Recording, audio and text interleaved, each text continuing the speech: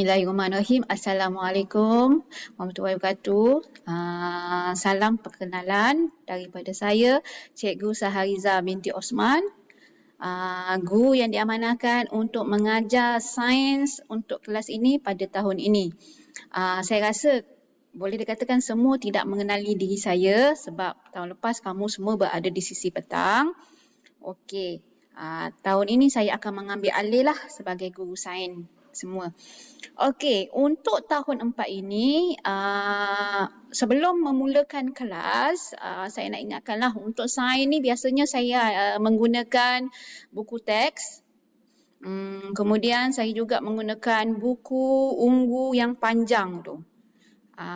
Setiap tahun saya akan menggunakan yang itulah. Jika kita ada beli buku aktiviti, saya juga akan menggunakan buku aktiviti itu pada setiap penghujung topik. Okey. Untuk sains ni, sains tahun 4 ni sebenarnya dia adalah kesinambungan daripada sains tahun 3 yang telah kamu belajar pada tahun lepas lah. Okey, cuma ada penambahan topik. Jadi saya nak untuk pembelajaran secara online ni kemungkinan ialah sebab kita tak berada di bersemuka, jadi mungkin ada persoalan yang kamu ingin tanya. Tak apa. Kalau ada persoalan boleh nyatakan di grup WhatsApp. Okey, saya ulang untuk sains ini kamu perlu sediakan buku teks. Itu saya tahu semua tak ada dapat buku teks lagi kan. Kena tunggu sampai naik sekolah nanti. Tak mengapa. Kamu gunakan saja buku teks, soft copy buku teks ini. Nanti saya akan share dalam grup WhatsApp ni. Okey, kamu guna saja buat sementara waktu buku ini, buku teks ni Okey, kemudian buku tulis macam tadi saya cakap menggunakan buku ungu yang panjang tu. Kalau yang tak ada, belum beli buku lagi, saya izinkan untuk kamu pakai saja buku yang tahun lepas punya. Buku sains yang tahun lepas punya. Okey, cuma jarakkanlah beberapa helai untuk memisahkan di antara tahun 3 dan tahun 4 ya.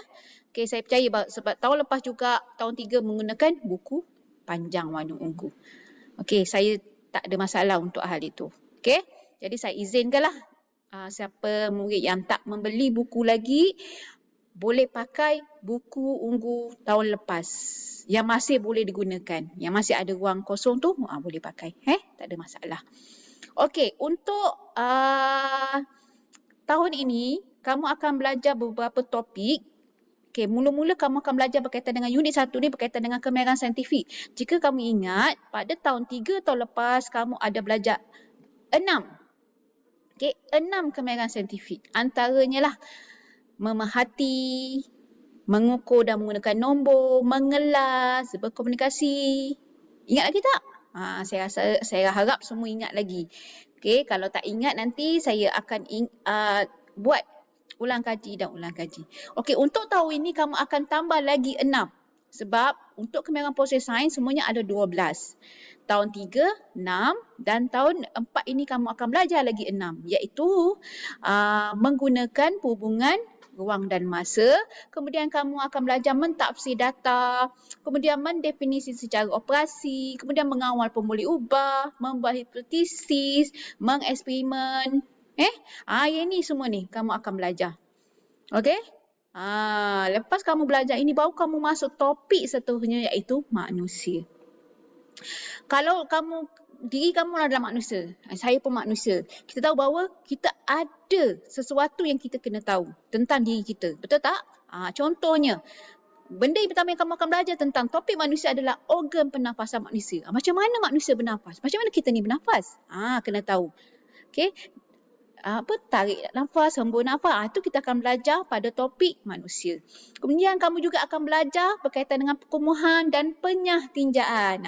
Perkumuhan, penyahtinjaan kan. Apa dia perkumuhan? Apa penyahtinjaan? Okey, jangan risau. Saya akan terangkan pada pembelajaran kita yang seterusnya. Okey. Kemudian kamu belajar berkaitan dengan tabiat buruk, pewarisan, dan sebagainya, serta gerak balas. Itu kamu akan belajar untuk topik manusia ni lah. Okey, selepas topik manusia, kamu akan belajar topik haiwan pula. Haiwan pula. Topik haiwan ni kamu akan belajar berkaitan dengan organ pernafasan haiwan. Kalau ingat, tahun lepas kamu belajar berkaitan dengan ciri-ciri haiwan, betul tak? Okey. Kegigian haiwan, ingat tak? Saya percaya semua mesti ingat punya. Kegigian haiwan, kalau ingatlah ciri-ciri haiwan.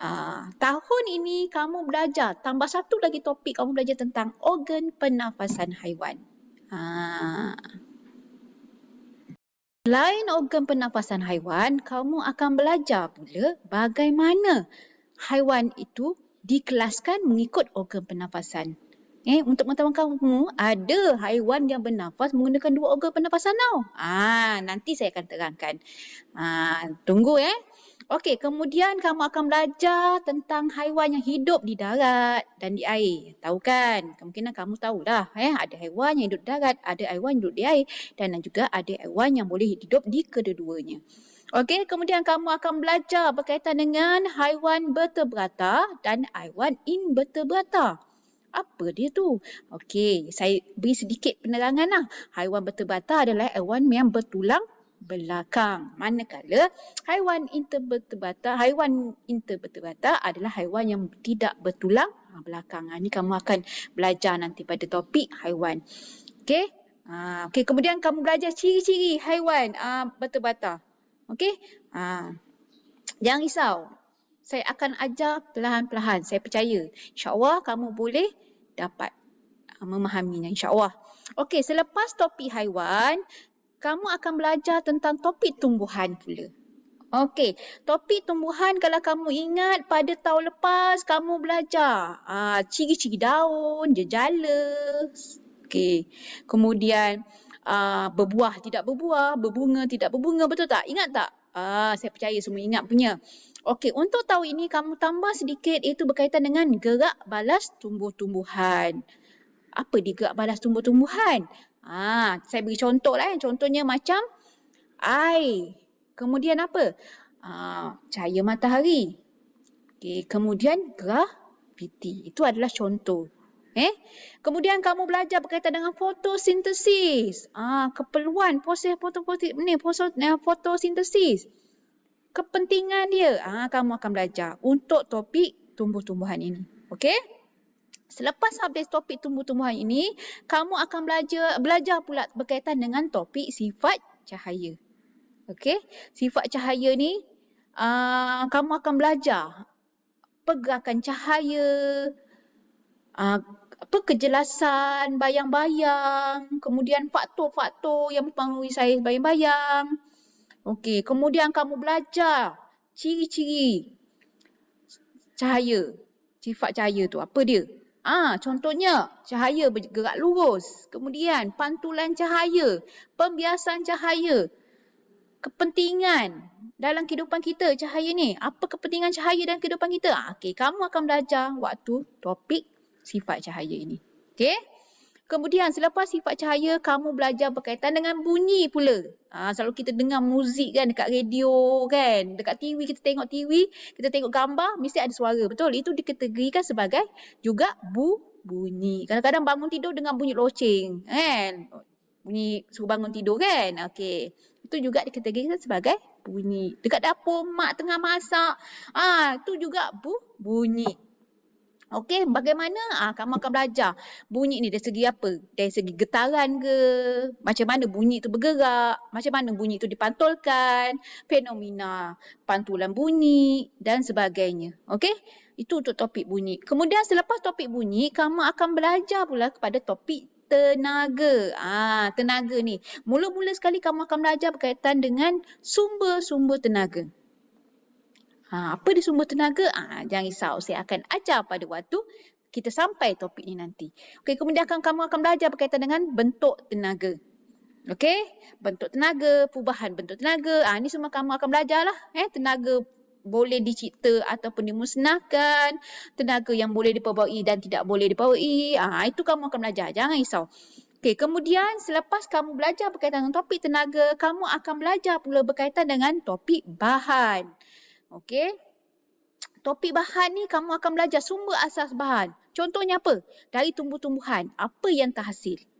Daripada haiwan, apa yang terhasil? Daripada batu-batuan, apa yang terhasil? Okey? Itu kamu akan belajar lah. Okey, kemudian selepas topik bahan, kamu akan belajar topik bumi. Kalau kamu ingat tahun lepas, kamu belajar tentang planet. Ingat tak? Mungkin cikgu yang ajar kamu sains tahun lepas, kamu ada ajar cara macam mana nak ingat nama-nama planet.